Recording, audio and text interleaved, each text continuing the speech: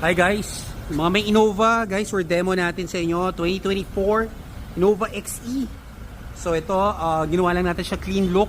Ito medium setup. So please do check out our video sa YouTube, JC Garage. Ito will make a quick review. Nilagyan namin siya ng projector fog light.